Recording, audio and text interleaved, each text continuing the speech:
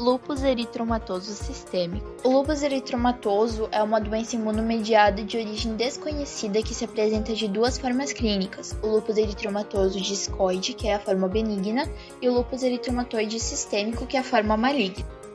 Este é considerado um distúrbio imunomediado multissistêmico.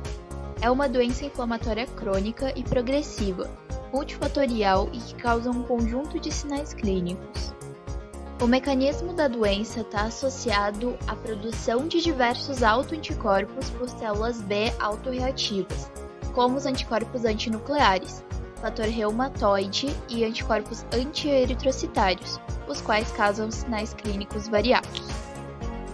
Basicamente, esses autoanticorpos se ligam a antígenos livres e formam imunocomplexos, os quais se depositam nos tecidos e, assim, geram um dano tecidual, presente na hipersensibilidade tipo 3. Além disso, outros mecanismos imunológicos também participam, como a geração dos anticorpos contra proteínas específicas de tecidos, presente na hiper 2, e atividades mediadas por elementos celulares, na hiper 4.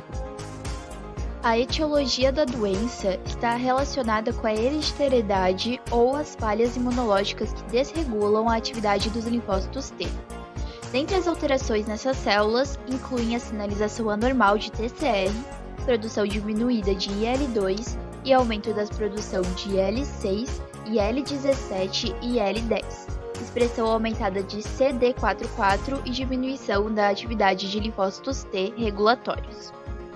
Consequentemente, a atividade dos linfócitos B autorreativos é aumentada. Células resultantes de falhas no processo apoptótico ou no processo de seleção da medula óssea, gerando os autoanticorpos múltiplos. Falhas no sistema complemento, principalmente no fator C1q, que é importante na remoção de células apoptóticas, também contribuem para o desenvolvimento dessa doença autoimune. O LES é conhecido por mimetizar muitas doenças, tanto que ele é denominado como o grande imitador. E os seus sinais clínicos podem variar entre inespecíficos e periódicos, oscilando entre uma melhora e piora, antes mesmo que o paciente seja diagnosticado. A doença é progressiva, ou seja, as lesões de sistemas orgânicos aumentam gradualmente em casos não tratados. Os sinais dermatológicos são os mais frequentes, como, por exemplo, alopecia, úlceras e escoriações, que podem atingir qualquer parte do corpo do animal, principalmente nas regiões expostas à luz solar. A manifestação clínica mais comum é a claudicação com troca de membros. Esta pode ser resultado da poliartrite ou polimiosite. Outros sinais seriam febre flutuante, insuficiência renal com protenúria, anemia, pleurite, pneumonite, neuropatia central ou periférica e linfadenomegalia. Além de que o animal também pode estar apresentando mal-estar, fraqueza e anorexia. As manifestações cutâneas se caracterizam por aparição de lesões bolhosas disseminadas na face, no pescoço e nas extremidades superiores. Manifestação hematológica. A anemia hemolítica está muito associada a pacientes com essa doença, podendo apresentar então anemia, icterícia e esplenomegalia, além da plaquetopenia, mas essa se caracteriza como um outro tipo de manifestação. Na renal, apresenta-se então clinicamente edema, hipertensão arterial e ocasionalmente uremia. Já laboratorialmente pode ocorrer protenúria, hematúria e elevação da ureia e creatinina. Na manifestação neuropsiquiátrica, o paciente pode evoluir com cerebrite, manifestada por convulsões, psicose e ou um estado confusional agudo. Gastrointestinais, então essas são pouco comuns na doença e geralmente estão associadas com o envolvimento de outros órgãos, tendo sua sintomatologia caracterizada por vasculite mesentérica, com presença de dor abdominal e enterorragia. Nas manifestações pulmonares, existem duas formas de apresentação: a forma aguda, que é na pneumonite, alveolar e a forma crônica, que é na doença pulmonar intersticial. E por fim, nas manifestações cardíacas, o paciente vai apresentar um quadro clínico de dor torácica, atrito pericárdico, abafamento de bulhas, pulso paradoxal e estase jugular. As principais espécies acometidas pela doença são os cães, os gatos e os seres humanos. Os cães são os mais predispostos, e dentre eles, algumas das raças são Brittany Spaniels, Setter Irlandês e Dachshund. Já no caso dos felinos, as raças principais seriam a persa, siamês e europeu comum.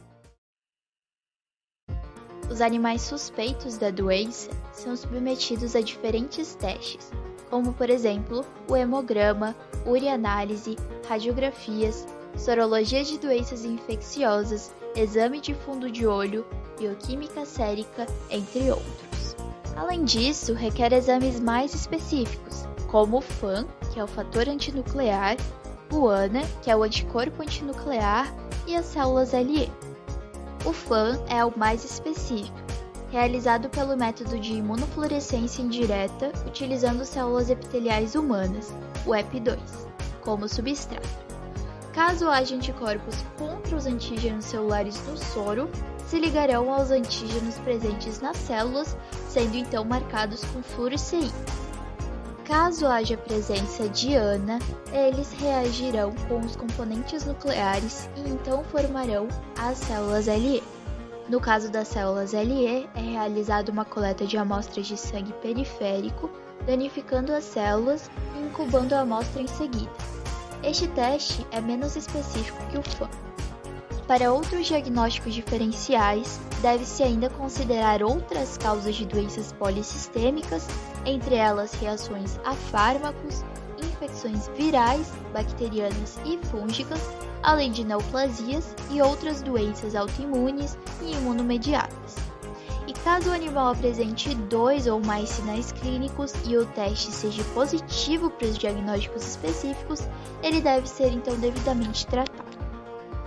Além do tratamento convencional, o da insuficiência orgânica associada é muito importante para que sejam evitadas infecções comuns no uso de imunossupressores, já que estes têm mecanismos de ação que aumentam a predisposição a infecções e diminuem as defesas orgânicas. Para escolher o tratamento ideal, o primeiro passo é se basear no uso de doses de prednisona ou metilprednisolona todos os dias por via oral. É necessário manter a dose de indução até a cura das lesões. Depois, deve-se reduzir a quantidade gradativamente. A dose sugerida é de 1 a 3 mg por quilo a cada 12 horas de prednisona ou prednisolona até surgir uma melhora clínica. Caso não haja melhora das lesões dentro de 2 a 4 semanas, deve-se rever o protocolo medicamentoso e utilizar de drogas alternativas ou adicionar novas drogas ao protocolo antigo. É recomendado também a associação de drogas imunossupressoras não esteroidais, como a azitioprina e a clorobucil. Além disso, a ciclofosfamida e ciclosporina podem ser usadas para minimizar os efeitos colaterais indesejáveis que os corticoides oferecem, e a aspirina como um alívio analgésico, antipiurético e anti-inflamatório. E por fim, as curiosidades. Médicos costumam dizer que é como se o lúpus não fosse só uma doença, mas sim várias. E as manifestações de lúpus são tão variadas que 2 pacientes podem ter a doença com sintomas completamente diferentes.